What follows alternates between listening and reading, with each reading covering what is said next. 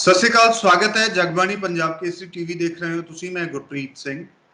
Corona महामारी ਦੇ ਵਿਚਕਾਰ ਕਈ ਤਰ੍ਹਾਂ ਦੀਆਂ ਦਿੱਕਤਾਂ, ਕਈ ਪਰੇਸ਼ਾਨੀਆਂ ਸਾਹਮਣੇ ਆ ਰਹੀਆਂ ਨੇ। ਪੰਜਾਬ ਦੇ ਵਿੱਚ ਇੱਕੋਦਮ ਕੇਸ ਵਧਣੇ ਸ਼ੁਰੂ ਹੋਏ ਨੇ ਔਰ ਇਹ ਜਿਹੜਾ ਰੀਸੈਂਟ ਸਪਾਈਕ ਪੰਜਾਬ ਦੇ ਵਿੱਚ ਦੇਖਿਆ ਜਾ ਰਿਹਾ ਹੈ, ਉਹਦੇ ਲਈ ਕਿਤੇ ਨਾ ਕਿਤੇ ਲੋਕ ਜ਼ਿੰਮੇਦਾਰ ਠਹਿਰਾ ਰਹੇ ਆ ਬਾਹਰੋਂ ਆਏ ਸ਼ਰਧਾਲੂ ਜਾਂ ਬਾਹਰੋਂ ਆਏ ਵਿਦਿਆਰਥੀਆਂ ਨੂੰ ਲੈ ਕੇ। ਹੁਣ ਇਸ ਨੂੰ ਲੈ ਕੇ ਵੀ ਕਈ ਤਰ੍ਹਾਂ ਦੇ ਇਲਜ਼ਾਮ ਪੋਲੀਟੀਕਲ ਪਾਰਟੀਆਂ ਇੱਕ ਦੂਜੇ ਤੇ ਲਗਾ ਰਹੀਆਂ ਨੇ। ਇਸ ਤੋਂ ਇਲਾਵਾ ਸਭ ਤੋਂ ਜ਼ਿਆਦਾ ਇਸ ਵਕਤ ਜੇ ਐਪੀਸੈਂਟਰ ਕੋਈ ਬਣਿਆ ਹੋਇਆ ਸੂਬਾ, ਜੇ ਕੋਈ ਸਟੇਟ ਇਸ ਵਕਤ ਐਪੀਸੈਂਟਰ ਹੈ ਕੋਰੋਨਾ ਦੀ, ਤਾਂ ਉਹ ਹੈ ਮਹਾਰਾਸ਼ਟਰ। ਔਰ ਮਹਾਰਾਸ਼ਟਰ ਤੋਂ ਇਸ ਵਕਤ ਕਾਂਗਰਸ ਦੇ ਕੱਦਾਵਰ ਆਗੂ ਸੰਜੇ ਨਿਰੁਪਮ ਸਾਡੇ ਨਾਲ ਜੁੜੇ ਹੋਏ ਨੇ। ਉਹਨਾਂ ਦੇ ਨਾਲ ਗੱਲਬਾਤ ਕਰਾਂਗੇ। ਹੁਣ ਮੈਂ हिंदी च शिफ्ट करूंगा क्योंकि संजय जी पंजाबी नहीं बोल पाएंगे। संजय जी, आपका स्वागत है पंजाब केसरी पर। नमस्कार, सत श्री अकाल जी। संजय जी, सबसे पहले कैसे सेहत कैसी है, कैसे हैं हालात महाराष्ट्र के, और कोरोना को लेकर किस तरह की तैयारी आपकी स्टेट में है? नहीं, कोरोना को लेकर के महाराष्ट्र में हालात तो बहुत गंभीर हैं। निश्चित तौर पर इस समय पूरे देश में सबसे ज्यादा और सबसे तेजी से अगर महामारी कहीं फैल रही है तो वो महाराष्ट्र है, और उस महाराष्ट्र में भी खासकर मुंबई। इस समय लगभग 22-23 हजार के आसपास हमारे यहाँ वो हैं, क्या नाम है, कोरोना के मरीज हैं। और कल जो आंकड़ा रिलीज हुआ था सरकार की तरफ से, वो 1287 पॉजिटिव केसेस थे कोविड-19 के। इसका मतलब अब तक का पिछले 46-47 दिनों का ये सबसे बड़ा आंकड़ा है। मतलब जब लॉकडाउन 3 एक हफ्ता खत्म होने में एक हफ्ता रह गया है, तब हम अपने सारे रिकॉर्ड ब्रेकिंग फिगर पे पहुंच रहे हैं पॉजिटिव केसेस। तो निश्चित तौर पर इसका अर्थ ये है कि कोरोना रोक पाने में हम बहुत सक्षम हैं, या हमको समझ में नहीं आ रहा है ये किस प्रकार की एक अप्रत्याशित किस्म की बीमारी है, घटना है, आपदा है, कि इसे रोक पाने से संभाल पाने में निश्चित तौर पर पूरी व्यवस्था जुटी है। सरकार में बैठे लोग काम कर रहे हैं, लेकिन निश्चित तौर पर कामयाबी नहीं मिल रही है। ये एक बहुत बड़ा सच है। कामयाबी ना मिल पाने के पीछे क्या वजह क्या मानते हैं? क्या हमें भी, हमारी सरकारों को भी ये फर्स्ट टाइम है इस तरह का एक्सपीरियंस? हमने आज से पहले इस तरह के एपिडेमिक नहीं देखा। स्पेनिश फ्लू के बारे में बात हम करते हैं, लेकिन वो आज से 100 साल पहले हुआ। ये इस तरह की बीमारी है जो हमारी जनरेशन ने पहली बार इस तरह का तजुर्बा जो है वो देखा है। क्या यही वजह है, या फिर फ्लॉज पॉलिटिकल सिस्टम में और एडमिनिस्ट्रेशन लेवल पे हुए हैं, वो चाहे सेंटर की बात करें चाहे स्टेट की बात करें?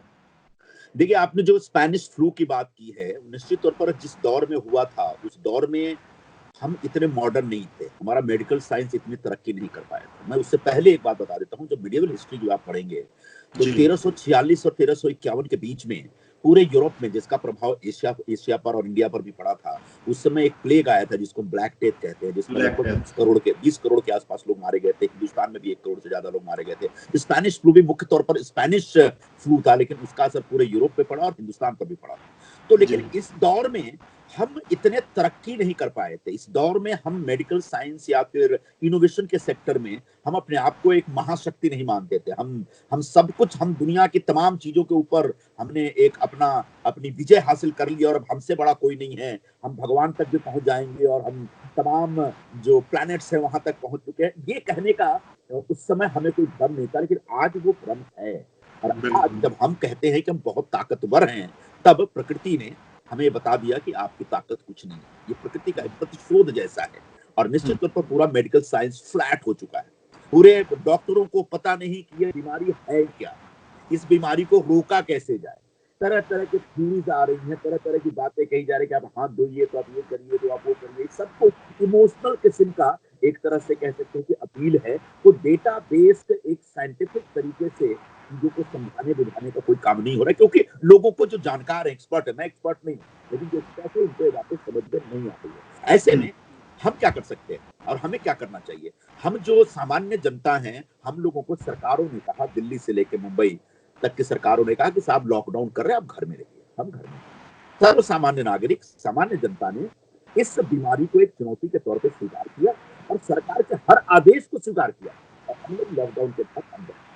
अब उसके बाद जो हमारा हेल्थ सेक्टर है, हेल्थ सेक्टर इतना वीक, इतना कमजोर और बिखरा हुआ है कि इस बीमारी और इस बीमारी के आसपास की जो चुनौतियां हैं उसको झेल पाने में शायद फेल हो रही है। एक स्टेट बहुत अच्छा काम कर रहा है, मैं राजनीति से ऊपर उठ करके कहना चाहूंगा, और वो स्टेट है केरल। आपको मालूम है केरल के बारे में, ये पूरी दुनिया में, पूरे हिंदुस्तान में कम से कम सबको मालूम है कि उनके पास एक बहुत अच्छा सिस्टम है। उन लोगों ने पिछले 40-50 वर्षों की मेहनत में वहां बहुत अच्छा हेल्थ सिस्टम डेवलप किया हुआ है, हेल्थ केयर सिस्टम बहुत अच्छा है।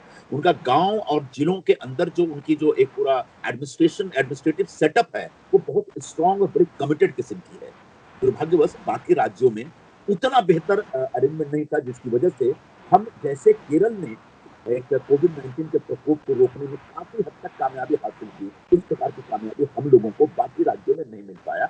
हाँ, बाकी राज्यों और केंद्र के बीच जो एक समन्वय होना चाहिए, तो समन्वय भी भयंकर रूप से कम है। रोज फैसले बदले जा रहे हैं, आम जनता डिमांड कर रही है। जैसे जब जो ये जो माइग्रेंट लेबर्स का विषय था, तो हम प्रारंभ से ही कह रहे थे कि उसको जाने दीजिए, अपने गांव में जाने दीजिए, लेकिन उनको जाने नहीं दिया गया। आखिर 30-40 बोला गया कि नहीं, हम इनको खाना खिलाएंगे, नहीं खिलाते, क्योंकि आपके पास जो माइग्रेंट्स है उसका डेटाबेस नहीं है। आपको पता नहीं कितने माइग्रेंट्स आपके शहरों में रहते हैं। अब पंजाब के लुधियाना में, जलंधर में, उनके गांव में कितने लोग खेतों में जाकर मजदूरी कर रहे हैं, इसका कोई रिकॉर्ड किसी के पास नहीं है। इसलिए अगर कोई सरकार दावा करे कि हम सबकी केयर ले लेंगे, ये पॉसिबल नहीं था, क्योंकि वहां तक एक्सेस नहीं था। और इतना बड़ा हाहाकार जब मच गया इस बीमारी के बाद, इस महामारी के बाद, तब जाकर के ट्रेनें शुरू हो रही हैं। जैसे पंजाब सरकार की मैं अपनी तरफ से बधाई देना चाहूंगा कि उन्होंने वहां के जितने भी मजदूर थे उनको गांव भेजने के लिए जो ट्रेनों का खर्च था, उसके लिए 35 करोड़ रुपए का बजट की एलोकेशन किया। लेकिन बाकी राज्यों में सिर्फ घोषणाएं हुई हैं। हमारे महाराष्ट्र की बात करिए तो 10 दिन से लोग अपना रजिस्ट्रेशन करा रहे हैं गांव जाने के लिए, लेकिन अब कहीं जाके कल या परसों सरकार ने अनाउंस किया कि हम इनके टिकट का भाड़ा हम अपने तरफ से देंगे। लेकिन तब तक बहुत लोग अपना भाड़ा भर चुके हैं। बहुत लोग जिनके पास भाड़ा भरने के लिए पैसे नहीं होते, वो पैदल जा चुके हैं, ट्रकों में जा रहे हैं, अपने ऑटो लेके जा रहे हैं। लेकिन वहां तो आप सरकार में हैं निरुपम जी, महाराष्ट्र में तो आप सरकार में हैं। देखिए, बिल्कुल फिर हम भी सरकार में हाँ, हैं, बिल्कुल हम सरकार में हैं, और बहुत जगह हम सरकार में हैं। लेकिन सारे के सारे सरकार में होने का मतलब इतना नहीं कि सरकारों में जो काम हो रहा है उसको आंख मूंद करके देखा जाए। दुर्भाग्यपूर्ण बात यह है कि आज ही सुबह से एक बात चल रही है पूरे मुंबई में कि जो भी फैसले मिनिस्टर्स ले रहे हैं, उनके फैसलों को ब्यूरोक्रेट्स बदल रहे हैं। यानी ब्यूरोक्रेट्स बुरी तरह से हावी हो गए। एक लिखा कि ये मंत्रालय नहीं, सचिवालय हो गया, सारे ऑफिसरों का सेंटर हो गया है। तो सरकारों में बैठे हुए लोग एक इस प्रकार के कंफ्यूजन में जी रहे हैं कि एक लोगों को जो जिस प्रकार की सहूलियत मिलनी चाहिए नहीं मिला। राशन कार्ड जिनके पास, उनको राशन तो बार बार डिमांड करते रहे, आखिरकार राशन नहीं मिला उनको। सबको बोला गया फूड दीजिए, फूड नहीं मिला। सबको बोला जाने का इंतजाम किया, जाने का इंतजाम नहीं हुआ। राज्य ने कहा कि केंद्र को कि आप ट्रेन दीजिए, वो 4-5 दिन लगा दिया उन्होंने। केंद्र ने कहा कि आप बसों से भेजिए, राज्य बसों से नहीं भेज रही है। तो एक प्रकार का एक समन्वय की कमी, एक lack of communication, lack of coordination, and finally पूरा सिस्टम कोलैप्स होता हुआ दिख रहा है। सिर्फ मैं महाराष्ट्र की बात नहीं कर रहा हूँ, केरल छोड़ के हर जगह ये माहौल दिख रहा है। सवाल ये नहीं कि किसकी सरकार है किसकी नहीं है, मैं इस पर पॉलिटिक्स नहीं करना चाहता हूँ, पॉलिटिकल स्टेटमेंट भी नहीं दे रहा हूँ। दुर्भाग्यपूर्ण बात यह है कि इतना बड़ा ये एक संकट है, इतनी बड़ी महामारी है, किसी ने उम्मीद ही नहीं की थी। फॉर एग्जाम्पल, आखिर में बोल करके मैं फिर आप बोलिएगा, आप सवाल पूछिएगा। जैसे जब लॉकडाउन आपने अनाउंस किया, तो लॉकडाउन अनाउंस करने से पहले कहीं ना कहीं केंद्र सरकार और तमाम राज्य सरकारों को सोचना चाहिए था कि अचानक इसके रिपरकशन क्या होंगे। मसलन लोगों को खाना खिलाने का प्रश्न, अचानक लोगों के पास रोजगार नहीं होगा, उनकी कमाई नहीं होगी, उनकी सैलरी नहीं होगी, मालिक कारखाने बंद करके भाग चुके होंगे, तब इन गरीबों का ख्याल कौन रखेगा। सरकार चाहती तो लॉकडाउन से पहले इस प्रकार की चिंता कर सकते थे, और उसके लिए एक जो हर इवेंचुअलिटी को समझने जानने के लिए उसके लिए इंतजाम कर सकते थे। उनको जैसे राहुल गांधी जी ने एक डिमांड की, बहुत वैलिड डिमांड है उनका, कि जितने गरीब हैं सबके अकाउंट में 7,500 रुपए डाल दीजिए। वरना ये गांव जाके भी क्या कर लेंगे, गांव में कौन सा बहुत सारा कारखाना चल रहा है, वहां भी जाके भुखमरी की नौबत होगी। तो ये लॉकडाउन से पहले इस तरह की बातें सोचे। लॉकडाउन के लिए हमको कितना टाइम दिया गया, 3 घंटे 4 घंटे का, रात को अनाउंस किया कल से लॉकडाउन। ऐसे नहीं होता। इसके लिए 2 दिन पहले से अनाउंसमेंट होना चाहिए था कि 2-3 दिन आपके पास वक्त है, आप अपने खाने का इंतजाम कर लीजिए, आप जहां जाना चाहें चले जाइए, ट्रेनें लगी हुई है, ट्रेनों में बैठिए, जल्दी जल्दी अपने अपने घर पे जाइए। ये सारा जो एक दूरदर्शिता होनी चाहिए प्रशासन की तरफ से, वो नहीं था और कहीं नहीं था। दुर्भाग्यपूर्ण बात यह कि कहीं नहीं था। सब हतबल थे, सब हेल्पलेस थे, सब निरुपाय थे। अभी आपकी बात से एक बात निकली, आपने कहा महाराष्ट्र में भी जो ब्यूरोक्रेसी है वो हावी है। ये छोटी सी बात है, लेकिन मैं अभी रिसेंट पंजाब में भी यही इंसिडेंट हुआ। प्री कैबिनेट मीट था कल, और उसमें जो चीफ सेक्रेटरी हैं उनकी फाइनेंस मिनिस्टर के साथ थोड़ी तू मैं हो गई लिकर पॉलिसी, एक्साइज पॉलिसी को लेकर। तो पंजाब में भी यही चल रहा है कि ब्यूरोक्रेसी हावी है। तो जो, क्योंकि हमारा कॉन्स्टिट्यूशन इस तरह से, हमारा जो पॉलिटिकल सेटअप है उसमें लेजिस्लेचर का अपना काम है, जुडिशरी का अपना काम है, ब्यूरोक्रेसी का अपना काम है, मिलकर के काम क्यों नहीं हो रहा सर? मिलकर के ये हर जगह क्यों दिक्कत आ रही है? ये आपने बहुत बड़ा सवाल पूछा है आपने। ये समस्या हर जगह दिख रही है कि जो राज्यों के चुने हुए प्रतिनिधि हैं, जो पॉलिटिकल मास्टर्स हैं, जो पॉलिटिकल हेड हैं, जो डिपार्टमेंट्स के जो मिनिस्टर्स हैं या चीफ मिनिस्टर हैं, उनको उनके उनके निर्णयों को, उनके फैसलों को कहीं ना कहीं प्रभावित करने का एक बहुत सोचा समझा षड्यंत्र चल रहा है चारों तरफ। और हम जो पॉलिटिकल लोग हैं, हमको निश्चित तौर पर जनता का ख्याल रखना है, इस समस्या का समाधान ढूंढना है, लेकिन कहीं ना कहीं जो ब्यूरोक्रेसी जिस तरीके से एक हावी होने की कोशिश कर रही है, क्योंकि ब्यूरोक्रेसी की अकाउंटेबिलिटी नहीं है। 5 साल बाद आपको लोगों के बीच जाना होता है। लोगों ने आपको वोट दिया, लोग आपसे सवाल पूछते हैं, लेकिन किसी आईएएस से आईपीएस से सवाल नहीं पूछते। हाँ, तो आईएएस और आईपीएस से काम कराना है, सिग्नेचर उनको करना है, लेकिन क्या करना है, कैसे करना है, ये हम तय करेंगे, ये पॉलिटिकल हेड्स तय करेंगे। और पॉलिटिकल हेड्स को इसका मैंडेट मिला हुआ है। यह डेमोक्रेसी में इसका मैंडेट यानी जनादेश लोगों ने दिया है कि आप हम पे राज करिए, आप हमारी सरकार चलाइए। और सरकार चलाने में महज माध्यम के रूप में ब्यूरोक्रेट्स अपना एक भूमिका निभा सकते हैं, लेकिन दुर्भाग्यवश वो खुद बॉस बन के बैठे हुए हैं, जो कि गलत हो रहा है। और वो एक कारण है, एक पूरा जो फियास्को दिख रहा है ना, उसका एक कारण ये भी हो सकता है। जी, चलिए मैं अब एक और चीज पे आता हूं जो लॉकडाउन के दौरान दिखाई दी है। एलीट क्लास अपनी जगह अपने घर में बैठा है, उसके पास खाने पीने के लिए सब कुछ है, वो नेटफ्लिक्स देख रहा है, वो सब कुछ कर रहा है, उसके पास एंटरटेनमेंट का पूरा साधन मौजूद है, वो किसी डिप्रेशन में नहीं है। उसको सिर्फ इतना डिप्रेशन हो सकता है कि थोड़ा जो सोर्सेज हैं, जब पैसा है कम हो गया है। मिडिल क्लास अभी और 2-4 महीने निकाल सकता है, अगर उसका काम ना भी चले जिंदा रह लेगा। सबसे ज्यादा परेशान है अनऑर्गेनाइज्ड लेबर, जो हैंड टू माउथ है, जिसने डेली कमाना है और खाना है, वो सर सड़कों पे निकल चुका है। उनके लिए कोई पॉलिसी नहीं है। आपके भी मुंबई में 16-17 मजदूर ट्रेन के नीचे कट करके मर जाते हैं सर, और कोई पॉलिसी नहीं है। किसको जिम्मेदार माने? ये सवाल मैं आपसे भी पूछ सकता हूं कि आखिर मैं किसको जिम्मेदार मानूं। सच ये है कि पूरी व्यवस्था फेल हो गई। सच ये है कि हमने जो विदेशों में फैले हुए अटके हुए हमारे भारतीय लोग हैं, जो हमारे हैं, मैं उनके प्रति पूरी पूरी आस्था रखता हूं, उनके प्रति मेरे मन में खूब संवेदना है, लेकिन जब उनको लाना होता है तो हम एक अनाउंसमेंट करते हैं कि ये एक कौन सा इंडिया है, एक वंदे भारत मिशन है, और जिसके तहत हम विदेशों में अटके हुए हमारे भारत के लोग हैं, उनको लेकर के आ रहे हैं। बहुत अच्छा किया आपने। क्या बिल्कुल इसी प्रकार का एक समन्वित मिशन तमाम राज्य सरकारों और केंद्र सरकार के बीच एक ऐसा ही मिशन अनाउंस नहीं हो सकता था कि देश के कोने कोने में, शहरों में, गांवों में, खेतों में, खलिहानों में जो हमारे प्रवासी मजदूर अटके हैं, उनको उनके घर तक, गांव तक पहुंचाने का एक समन्वित मिशन है। इस मिशन का ये नाम है। ऐसा कोई मिशन नहीं शुरू हुआ। क्या हो गया? हुआ ये कि सरकारें जो प्रवासी मजदूर थे उनको एक फुटबॉल बना करके खेल रही थी। राज्य सरकारें कह रही थी कि केंद्र सरकार की जवाबदारी है, केंद्र सरकार कहती राज्य सरकार की जवाबदारी है, और अंततः वो किसी की जवाबदारी नहीं बने।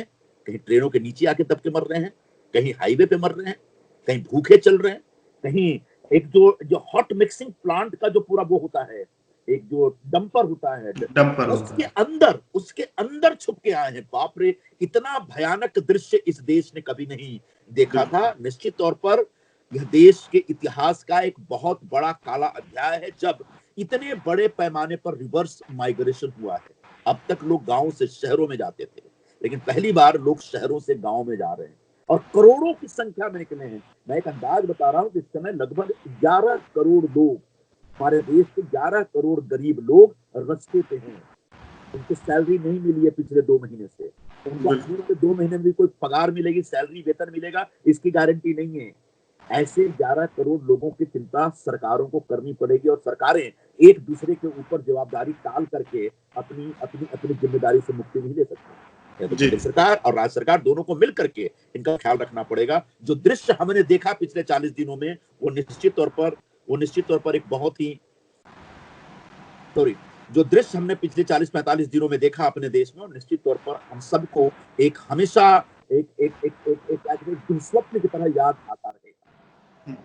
अभी आपने कैप्टन अमरिंदर सिंह की पंजाब सरकार की बात की कि उन्होंने 35 करोड़ रुपया सैंक्शन किया मजदूरों की इवैक्यूएशन के लिए, लेकिन हम जब महाराष्ट्र की बात करते हैं तो उद्धव ठाकरे जी की ओर से इस तरह का कुछ दिखाई नहीं दिया। कल हमने जो दृश्य टीवी पे देखे, कल देखे, परसों देखे सर, मजदूर ट्रेन की पटरियों पर चल रहे हैं, वो अपने घर जाना चाहते हैं, वहां से उनको पुलिस वाला मार के भगा रहा है, शहर के अंदर से पुलिस वाला मार के भगा रहा है कि तुम यहां से बाहर निकलो, पटरी से पुलिस वाला भगा रहा है कि यहां से बाहर जाओ।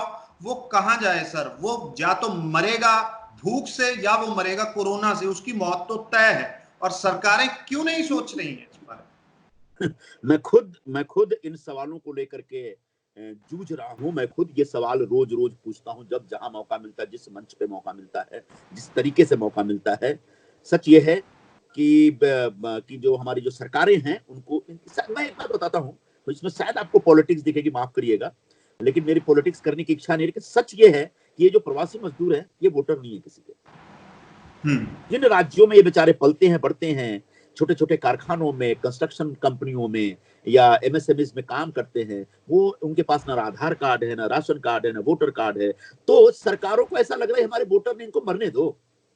और इसलिए आप मुंबई में हो या दिल्ली में हो या इंदौर में हो या हैदराबाद में हो या बेंगलोर में हो, इन महानगरों में, जिन महानगरों के निर्माण में इनका बहुत बड़ा रोल है, जो महानगरों में बड़ी बड़ी इमारतें बन रही हैं, ये गरीब बना रहे हैं, मजदूर बना रहे हैं। जो बड़े बड़े फ्लाईओवर्स बन रहे हैं, हाईवेज बन रहे हैं, ये कौन बना रहा है?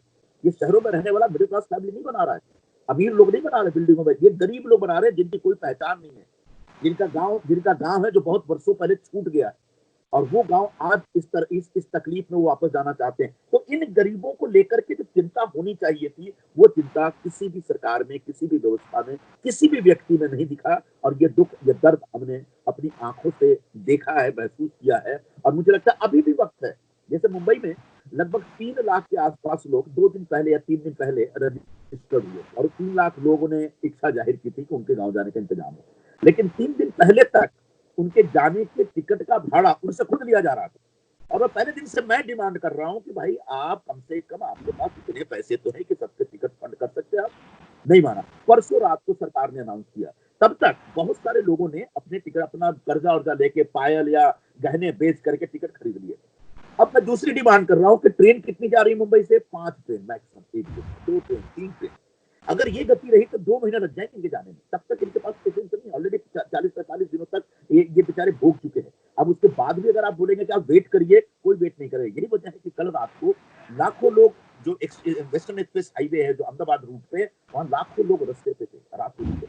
आज लोग, जो ऑटो चलाने वाले यूपी के लोग हैं, वो अपना ऑटो, जिसको 3 व्हीलर कहते हैं यहाँ पे, वो 3 व्हीलर ऑटो लेकर के गाँव निकल गए। इस दुर्भाग्यपूर्ण बात। हमने कहा था कि भाई इनके जो मेडिकल सर्टिफिकेट की बात है, आप इसके ऊपर बर्डन मत डालिए। जब जाएंगे तो ट्रेन के बाहर एक स्क्रीनिंग कर लीजिएगा। 10 दिन तक सरकार ने नहीं माना और बोल दिया कि आप जाके डॉक्टरों से बनवाइए। और डॉक्टर कहीं तो 200, कहीं 300, कहीं 500 रुपए लेकर के उन गरीबों का शोषण किया डॉक्टरों ने। जब शोषण हुआ, हमने शोर मचाया, तो बोला नहीं ठीक, हम स्क्रीनिंग हम खुद करेंगे। तो जो सरकारों को समस्या को समझते हुए, एंटिसिपेट करते हुए जो तत्काल फैसले करने चाहिए, उस प्रकार के फैसले सरकार नहीं कर पा रही। कर रही है लेकिन थोड़ी लेट लतीफी के साथ। तो जिसलिए मैंने कैप्टन साहब की तारीफ की। कैप्टन साहब के बारे में मैंने यहाँ अखबारों में पढ़ा है कि उन्हें 35 करोड़ का एक बजट एलोकेट किया, दिया उन्होंने। वो एक सीनियर लीडर हैं, उन्होंने इन बातों को समझा, इसके क्या रिपरकशन हो सकते हैं, इसको समझते हुए तत्काल फैसला किया। इस प्रकार की दूरदर्शिता का अभाव मुझे बाय एंड लार्ज कई राज्यों में दिखा। सिर्फ मैं अपने राज्य की बात नहीं बोला, कई राज्यों में दिखा। ये कहीं ना कहीं फेलियर है हमारे पॉलिटिकल लीडर्स का और पूरे सिस्टम का। चलिए, अब मैं एक उस लिंक पे आता हूं जो महाराष्ट्र और पंजाब का लिंक जुड़ा कोरोना एपिडेमिक के दौरान। वो था सर, हजूर साहिब नांदेड़ में फंसे हुए हमारे श्रद्धालु जो पंजाब से आए थे। पहले 2 महीने उनको ये पॉलिसी नहीं बन पाई कि उनको कैसे निकाला जाए, उनको निकालना भी है या नहीं निकालना, इसलिए 2 महीने तो उनकी सुध ली ही नहीं गई। उसके बाद बड़ी मुश्किल से उनका ये परमिशन हुआ कि चलो उनको यहां से भेजा जाए।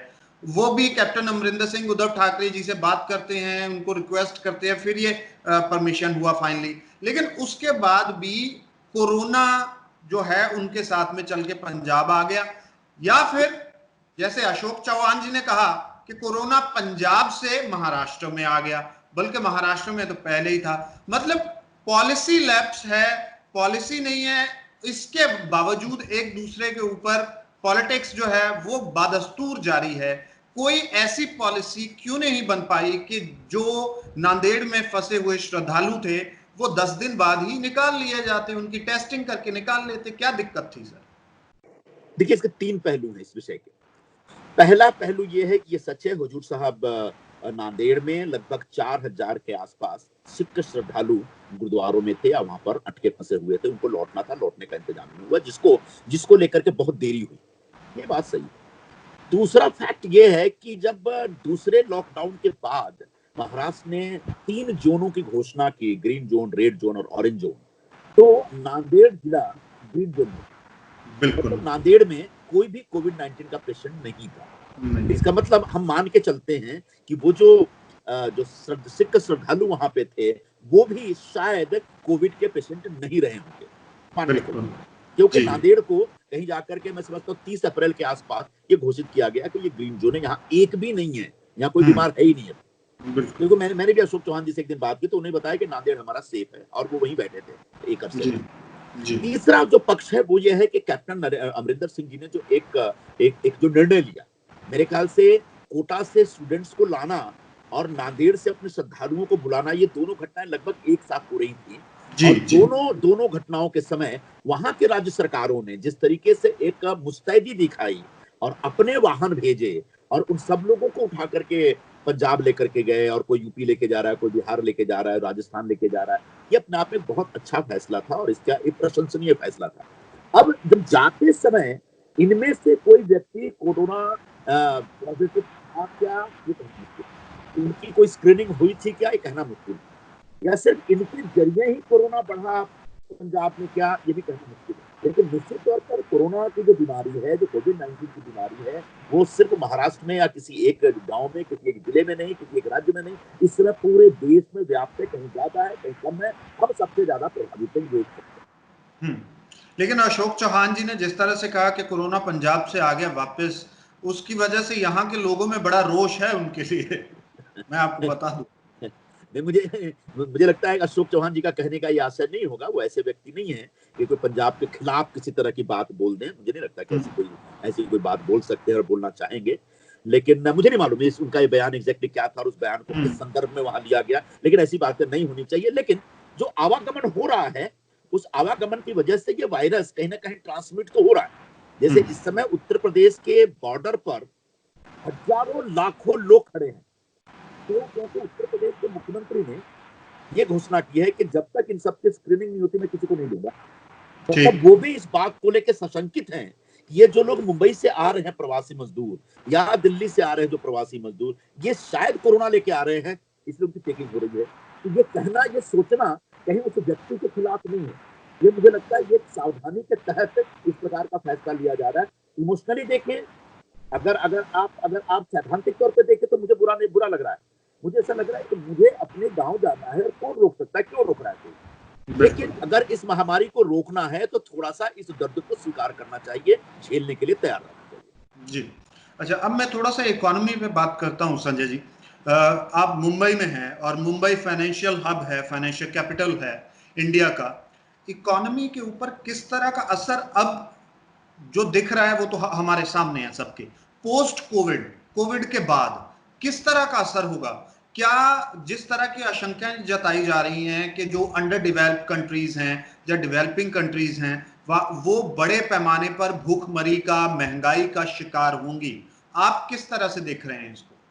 लेकिन निश्चित तौर पर हमारी जो भारत की अर्थव्यवस्था है वो इस बंदी से, इस महाबंदी से, इस लॉकडाउन से प्रभावित तो होगी, इससे कोई इनकार नहीं कर सकता।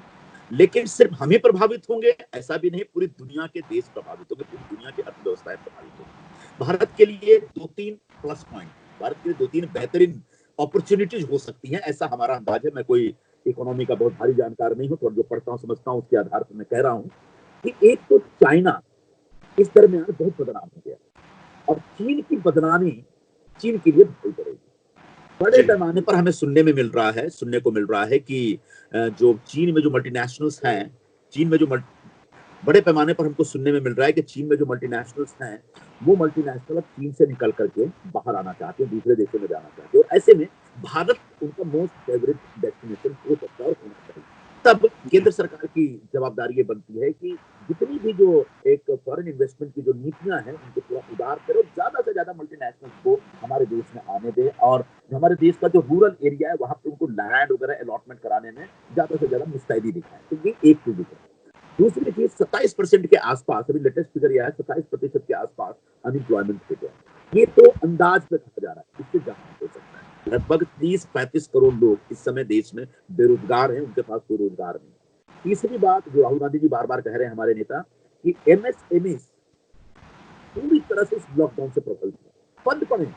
एमएसएमई आपके देश की इकोनॉमी को लगभग 45% या 46% कंट्रीब्यूट करता है और पूरे देश का जो एक्सपोर्ट है हमारा उसमें 40% से ज्यादा एमएसएमई का रोल है। तो आपका एक्सपोर्ट ठप है, एमएसएमई पूरी तरह से बंद है, जीडीपी उनका कंट्रीब्यूशन कुछ भी नहीं है। मूडीज का कल या परसों का जो रेटिंग आया है कि वो हमारे जीडीपी से 0% पे चली गई है, मतलब कोई प्रोडक्शन नहीं हो रहा। तो आपको मैन्युफैक्चरिंग पर जैसे ही पोस्ट कोविड सिनेरियो में बोल रहा हूँ, जैसे ही कोविड का ये लॉकडाउन खत्म हो, आपको तत्काल एमएसएमई को रिवाइव करने के लिए पैकेज देना पड़ेगा। जो मैन्युफैक्चरिंग यूनिट्स हैं बड़े बड़े कोर सेक्टर में, उनको आपको उनकी तकलीफें समझनी पड़ेगी और बैंकों को सामने आकर उनको ज्यादा से ज्यादा राहत देनी पड़ेगी। और जो बार बार हम कांग्रेस पार्टी की तरफ से डिमांड हो रही है कि ये जो तात्कालिक तौर पर बिना किसी की गलती के, बिना उनकी अपनी गलती के जो बेरोजगार हुए हैं और एकदम से रास्ते पे आ गए हैं, उनको कैश देना पड़ेगा। अगर उनको आप कैश देते हैं तो वो कैश आखिरकार आपकी लिक्विडिटी बनकर सिस्टम में आती है। जैसे कैश सिस्टम में आएगा आपकी लिक्विडिटी बढ़ेगी और इकोनॉमी धीरे धीरे मूव करेगी। ये बहुत सोच समझ करके आगे जाके फैसले करने पड़ेंगे, बहुत सोच समझ के इकोनॉमिक डिसीजन लेने पड़ेंगे। एकदम हैप्पीजार्ड वे में या बस जो मन में आया कर दिया, ऐसा अगर करेंगे तो इकोनॉमी को तबाही हो सकती है। आखिरी बात, हिंदुस्तान एक सेल्फ सस्टेनिंग इकोनॉमी है। हिंदुस्तान पूरी दुनिया में एक ऐसा देश है जो बहुत सारी चीजों के लिए, अगर आम से नॉमिनेशन छोड़ दीजिए तो हम पूरी दुनिया में किसी पे डिपेंड नहीं करते। हमारी अपनी इंटरनल ताकत है। पंजाब की ताकत है, हरियाणा की ताकत है, महाराष्ट्र की ताकत है। कहीं शुगर आ रहा है, कहीं से व्हीट आ रहा है, कहीं से गेहूं आ रहा है, कहीं से चावल आ रहा है, कहीं दूध की बहुत ज्यादा उत्पादन, हर चीज का उत्पादन हमारे पास है। हमारे पास बहुत बड़ा मार्केट भी है। तो ऐसे में शायद पूरी दुनिया की तुलना में हिंदुस्तान की इकोनॉमी के लिए सरवाइव करना ज्यादा आसान होगा अगर सही दिशा में, सही डायरेक्शन में और सही ढंग से हम सोच करके आगे बढ़े तो। चलिए, आपका बहुत शुक्रिया संजय जी, हमसे बात करने के लिए, अपना वक्त देने के लिए। आप भी अपने घरों में सेफ रहें, सुरक्षित रहें। आप भी सुरक्षित रहें। पूरे पंजाब के नागरिकों को सत श्री अकाल। नमस्कार, सत श्री अकाल जी।